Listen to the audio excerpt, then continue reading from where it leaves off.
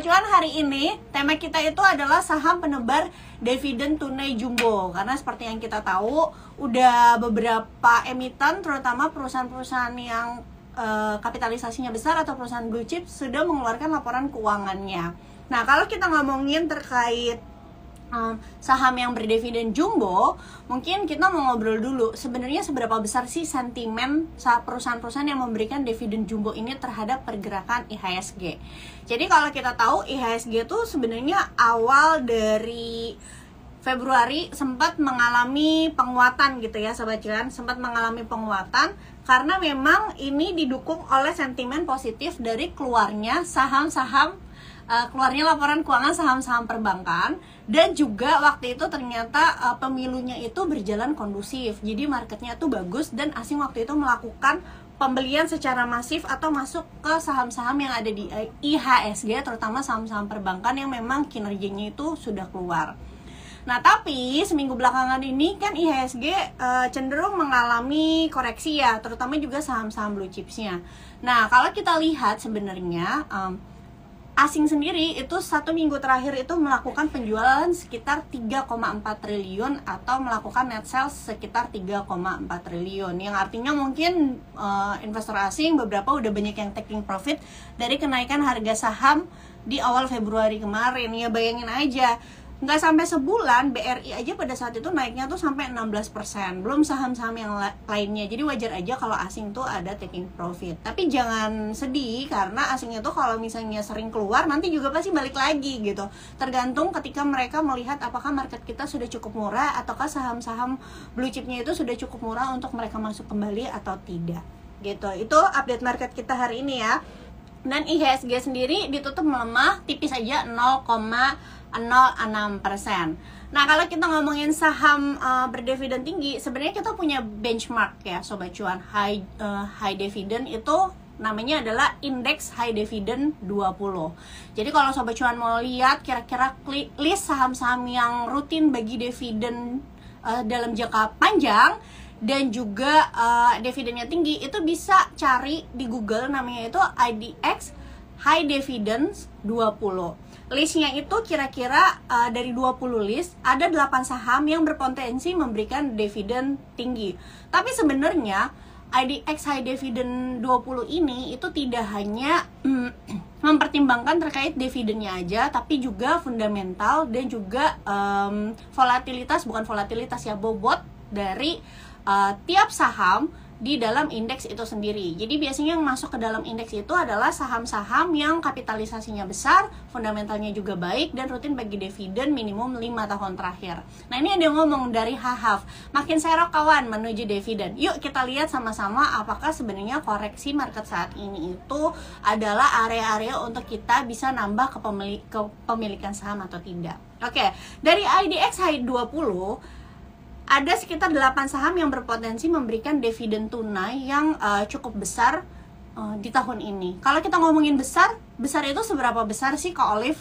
Nah, kita bisa bandingin sama return deposito atau juga return dari obligasi pemerintah. Contoh kalau misalnya obligasi pemerintah katakanlah yang short tenor misalnya 5%. Berarti kalau kita dalam setahun bisa dapat dividen di atas 5%, means itu udah cukup besar gitu ya. Kalau mau yang lebih besar lagi, ya yang di atas 10%. Nah, saham-saham ini adalah ada Adaro, BBCA, BBNI, ini yang masuk IDX High 20 ya, BRI, Bank Mandiri, ITMG, PTBA, ONTR. Lalu apakah semua saham yang aku sebutkan tadi pasti memberikan dividen yield di atas 7%? Jawabannya tidak. Kemungkinan ada beberapa nama yang cuma bagi dividennya itu 2-3% aja, tapi masuk ke dalam indeks ini. Jadi bisa dikatakan indeks ini tuh nggak bisa juga dijadiin satu-satunya alat analisa kita apabila kita mau membeli saham yang dividennya itu besar. Contohnya kayak BBCA, mungkin Sobat Cuan yang udah investasi BBCA dari lama tahu sendiri, paling dividennya BBCA itu cuma 2-3% gitu ya. Kalau misalnya dibandingin sama return obligasi pemerintah, tentu lebih tinggi, return obligasi pemerintah. Tapi BBCA itu kita kan juga ngarepinnya capital gain ya, yang dimana setiap tahun kita itu bisa berpotensi memiliki return capital gain itu 10-15% tergantung harga beli dari Sobat Cuan gitu. Selama Sobat Cuan tidak belinya di valuasi yang terlalu mahal, harusnya returnnya bisa lebih baik. Sobat Cuan, aku mau ingetin kalau Sobat Cuan mau tanya bisa tulis di kolom question box, dan kalau mau sharing juga boleh banget tulis di kolom komentar. Jangan malu-malu bertanya ya, karena kita sama-sama belajar. Oke? Nah, artinya apa? Kalau kita nggak bisa jadiin IDX High Dividend 20 sebagai benchmark untuk kita memilih saham yang memberikan dividen tinggi, kita harus melakukan analisa lain.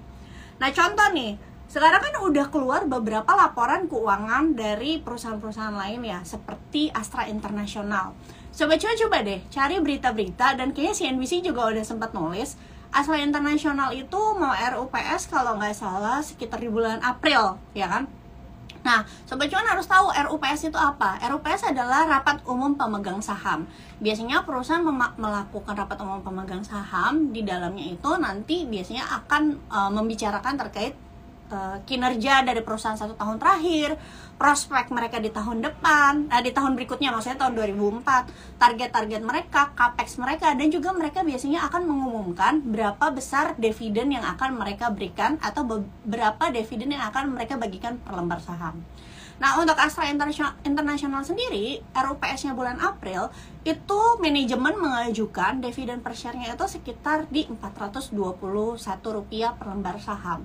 Artinya, kalau misalnya dibagi dengan harga saham saat ini, kan kita kalau ngitung dividen yield itu adalah persentase untuk kita melihat berapa sih dividen yang kita dapatkan dibanding dengan modal kita.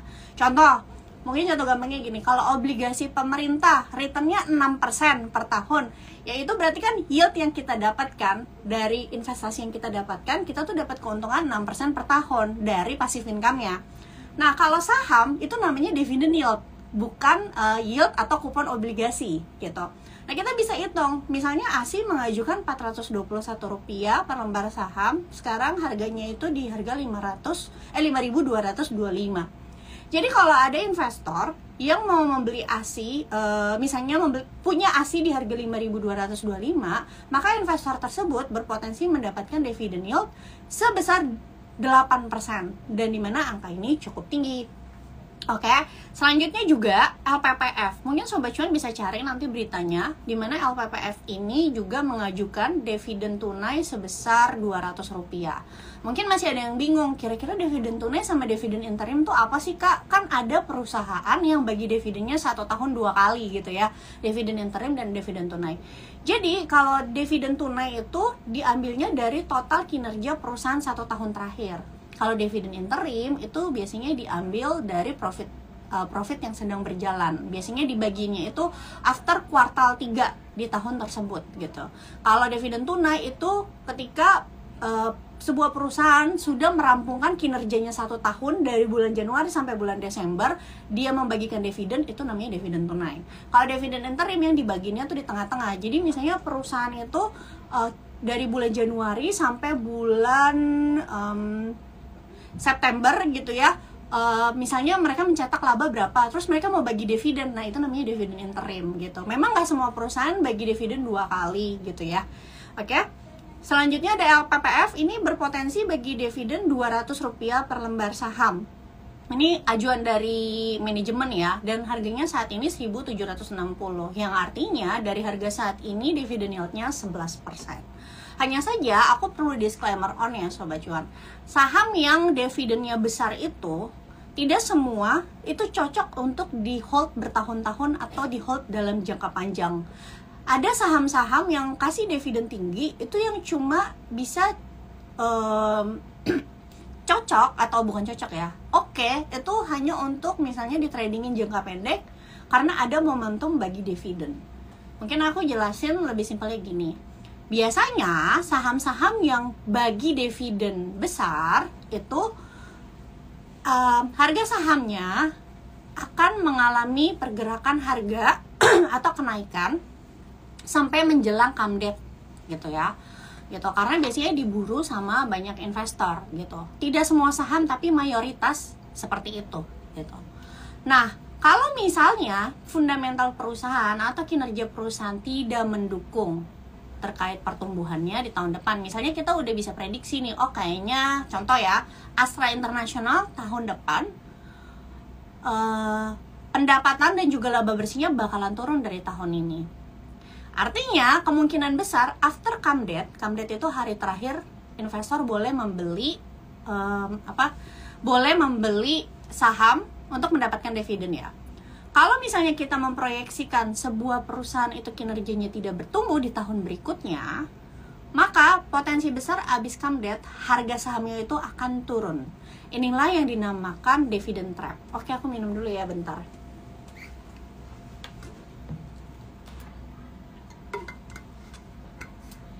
Inilah yang dinamakan dividend trap gitu. Nah, jadi kalau Sobat Cuan misalnya mau pilih perusahaan yang kasih dividennya lumayan gede, misalnya di atas 5%, tapi untuk di hold jangka panjang, maka belilah perusahaan yang memang kalian yakin kinerjanya selama beberapa tahun ke depan pasti akan bertumbuh.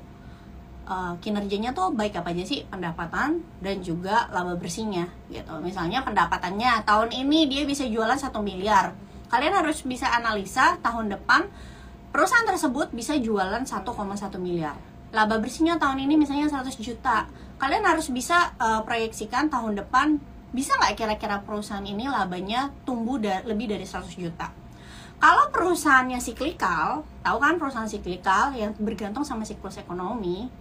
Nah itu kadang-kadang di tahun berikutnya belum tentu dia bisa lebih tinggi secara kinerja. Kalau tahun berikutnya dia kinerjanya nggak bisa lebih tinggi dari tahun ini, potensi besar habis come date harga sahamnya turun.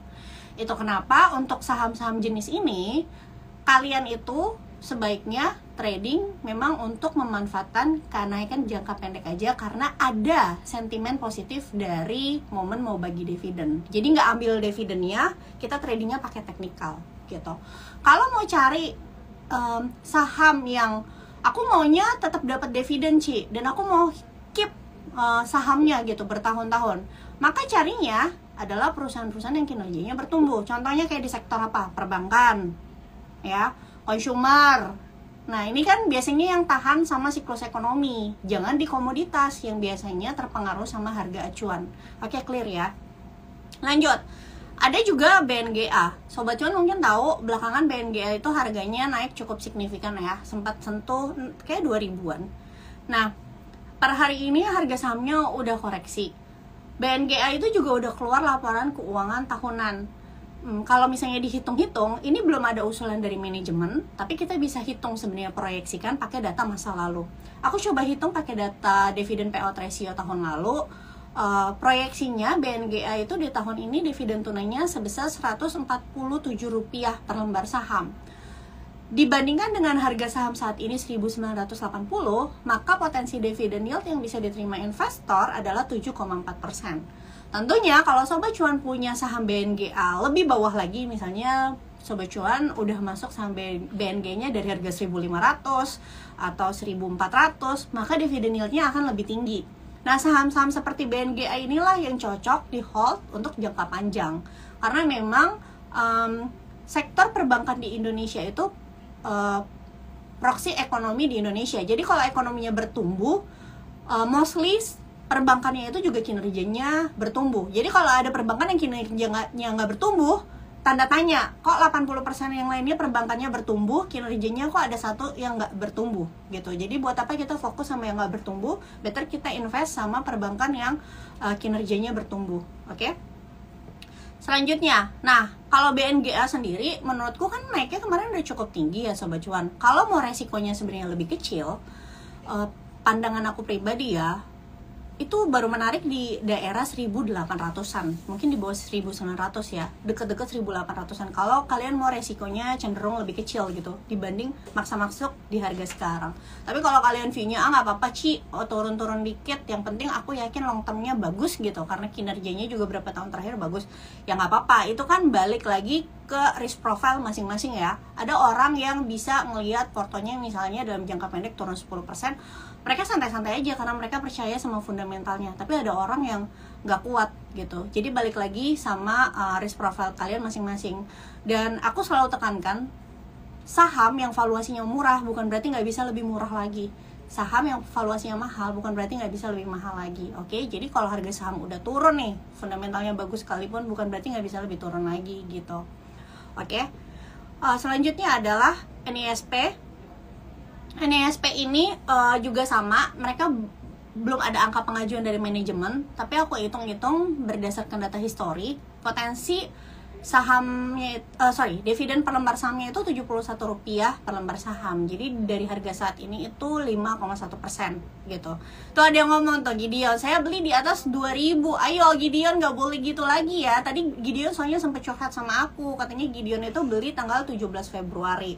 Kalau kita lihat data Sobat Cuan, tanggal 17 Februari itu adalah data di mana IHSG waktu itu lagi tinggi-tingginya dan saham-saham itu banyak yang lagi di harga tertingginya. Contoh kayak BCA waktu itu 17 Februari itu di harga 10.000. Terus BRI waktu itu di harga 6.300 ya. Terus juga BNGA kalau nggak salah waktu itu iya di 2000-an. Nah harusnya pada saat itu adalah orang-orang yang dibeli di bawah itu waktunya taking profit, kamu malah beli gitu. Sedangkan ketika harga sahamnya misalnya koreksi kayak sekarang, waktunya orang-orang nambah kepemilikan atau beli, kamu malah jual gitu, cut loss. Jadi ini kan kebalik ya. Jadi sebelum investasi itu harus dibenerin dulu sih basicnya gitu, fondasinya tuh seperti apa gitu. Harus bisa kontrarian. Kontrarian tuh ketika marketnya lagi koreksi, tapi kita tahu fundamental perusahaannya nggak kenapa-napa. Koreksinya itu karena misalnya asingnya lagi jualan gitu kan, karena faktor makroekonomi atau karena ada sentimen negatif jangka pendek. Tapi secara perusahaan dia nggak kenapa-napa. Ya harusnya kita nambah kepemilikan dong, bukannya cut loss. Nah ketika lagi naik tinggi dan valuasinya mahal, harusnya di situ momen kita wait and see, atau kalau kita udah punya di bawah kita taking profit, bukannya waktu beli gitu. Oke, lanjut. Terus ada Elsa itu udah keluar juga laporan kuartal 4-nya. Memang ada penurunan dari kuartal on kuartal gitu ya. Tapi kalau aku hitung berdasarkan data histori juga dari DPR tahun kemarin, dividen per share-nya itu diproyeksikan, aku proyeksikan ya 33 per lembar saham. Sobat Cuan, kalau aku nggak mau yang namanya diproyeksikan, itu bukan angka yang pasti ya. Itu aku ngitung berdasarkan harga historis. Sejatinya nanti harga dividen per share-nya itu tetap nanti yang nentuin adalah manajemen ketika RUPS. Tapi sebagai investor, kita bisa melakukan proyeksi, memperkirakan gitu ya, dari data histori yang ada gitu ya. Oke, nah ini kata Gideon, iya gimana lagi, nggak paham yang uang sekolah sekarang sih Kak. Oke. Lanjut ya. Berarti kalau Elsa itu dari harga 388 potensi dividen yield-nya itu 8%. Garis bawahi ya, Elsa juga adalah saham energi, yang berarti ini adalah perusahaan siklikal, yang artinya kurang cocok untuk diinvestasiin bertahun-tahun. Oke, lanjut. Ada BJBR. BJBR ini belum keluar laporan keuangan kuartal 4-nya. Makanya aku juga ini pakai cara proyeksi. Ada kemungkinan itu proyeksinya dividen per share-nya itu di 85. Jadi kalau misalkan dibanding harga sekarang, dividen yield-nya itu sekitar 7%-an. Lalu ada ITMG udah keluar kemarin kuartal 4-nya. Dan Sobat Cuan harus tahu ITMG itu udah bagi dividen interim. Kalau udah bagi dividen interim, berarti kan nanti dividen tunai ya sisanya ya, dari berapa dividen payout ratio yang mau dibagikan. Kalau misalnya ngikutin pakai dividen payout ratio cuma 70%, means udah dikurang sama dividen interim, ITMG itu dividen tunainya tahun ini paling potensinya cuma di 7-8%-an. Jadi balik lagi nih sama Sobat Cuan, menurut Sobat Cuan ITMG menarik nggak kalau misalnya dividen yield-nya itu di sekitaran 7-8%-an? Karena dibanding tahun-tahun sebelumnya yang bisa mencapai lebih dari 10%. Oke, garis bawahi ITMG juga perusahaan siklikal ya. Lanjut, ada PTBA. Nah yang bedain PTBA sama ITMG itu Sobat Cuan, PTBA itu nggak bagi dividen interim. Jadi seluruh dividennya mereka itu dibagiinnya langsung satu kali nanti di dividen tunai gitu. Secara histori, PTBA itu selalu bagi dividen 100% dari laba. Bagi dividen 100% dari laba itu maksudnya gimana, Kolif? Contoh, ada perusahaan laba bersihnya 100 juta. Kalau dia dividen payout ratio-nya 100%, artinya 100 juta dari laba itu dibagiin untuk keuntungan investor dalam bentuk dividen. Kayak gitu maksudnya ya. Kenapa sih PTBA itu secara historis selalu membagikan DPR 100%? Karena ya ini kan cash cow-nya pemerintah ya untuk pemasukan negara, Sobat Cuan. Nah, kalau misalnya tahun ini PTBA itu masih konsisten mengikuti historinya membagikan dividen payout ratio 100%, harusnya dividen yield-nya bisa di atas 10% gitu. Cuma perlu garis bawahi, PTBA juga adalah perusahaan siklikal ya. Oke. Jadi kalau kita ngomongin tadi udah semuanya yang perlu Sobat Cuan perhatikan, maka sektor-sektor yang berpotensi memberikan dividen besar adalah sektor keuangan dan juga masih di sektor energi. Oke. Waktunya tinggal berapa? Oke, aku jawabin pertanyaan ya.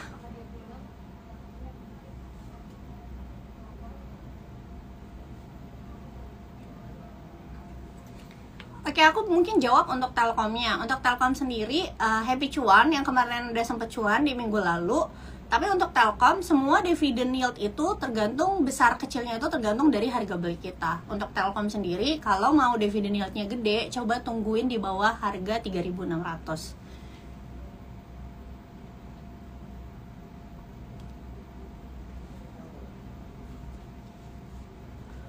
Oke. Kalau saham-saham batu bara yang suka bagi dividen 4 kali dalam setahun itu gimana, Kak? Pada intinya sebenarnya sama aja, yang dibagiin kan dari kinerja dalam 1 tahun ya Sobat Cuan. Cuma tergantung perusahaan aja mau bagiinnya gimana. Ya contoh nih, ada perusahaan dia punya laba bersih 100 juta. Ya tergantung dari strategi si perusahaannya. 100 jutanya itu mau dibagi berapa kali dalam 4 tahun. Misalnya dia mau bagi semuanya nih 100 jutanya. Dia mau bagi setahun 4 kali, yang artinya dicicil setiap kuartal 25 juta, 25 juta, 25 juta, 25 juta. Atau dia mau bagiin satu kali aja, misalnya kayak PTBA di dividen tunai. Ya udah langsung 100 juta dibagi untuk semua pemilik saham. Jadi yang beda cuma strateginya. Masalah nominal sih harusnya nggak ada yang terpengaruh ya, karena itu balik lagi namanya dividen itu diambilnya dari kinerja pada saat itu. Memang ada perusahaan-perusahaan yang mereka ngambil dari uang cashnya. Contohnya, mungkin Sobat Cuan suka lihat perusahaan yang dividen payout ratio-nya itu lebih dari 100% gitu ya. Kalau tadi aku kasih contoh perusahaan yang dividen payout ratio 100% berarti dia punya laba 100 juta, 100 jutanya dibagiin untuk semua investor. Gimana sama perusahaan yang dividen payout ratio-nya misalnya 150% atau 200%. Ini pernah kejadian sama Sido, sama Isat, sama beberapa saham lah. Kenapa bisa demikian? Kan labanya harusnya mentok 100%. Kok dia bisa bagi dividen lebih dari laba? Itu artinya mereka ambil dari kantong mereka alias ambil dari uang cash mereka yang ada di bank gitu ya. Jadi misalnya mereka udah kumpulin keuntungan beberapa tahun terakhir, ya udah ternyata keuntungannya masih banyak banget nih, sekalian aja mereka bagiin dividen di tahun ini gitu. Jadi dividen payout ratio-nya bisa lebih dari 100%. Ada nggak saham-saham yang kayak gini? Ada, tapi jarang, nggak banyak gitu. Biasanya saham-saham kayak gini juga adalah saham-saham yang habis jual aset. Kalau Sobat Cuan tahu kan Isat juga 2 tahun lalu ya kalau nggak salah dia jual aset tuh banyak. Nah akhirnya semua keuntungan jual asetnya selama beberapa tahun terakhir dibagiin jadi dividen gitu. Nah ini pertanyaannya bagus banget dari Ricky. Kalau penghasilannya UMR, kira-kira berapa persen investasi? Kalau berdasarkan buku The Rich Man from Babylon, minimum kita tuh sisihin 10% dari pendapatan untuk kita investasi demi mencapai tujuan keuangan. Tapi dengan meningkatnya, misalnya lambat laun penghasilan kamu tambah meningkat, tentunya kalau bisa porsi untuk investasinya dibesarin lagi, oke?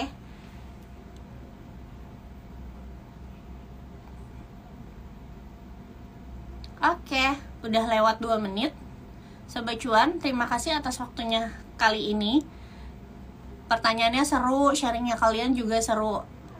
Nanti kita ketemu lagi hari Senin. Masih belum tahu sih bahas apa, semoga seru juga.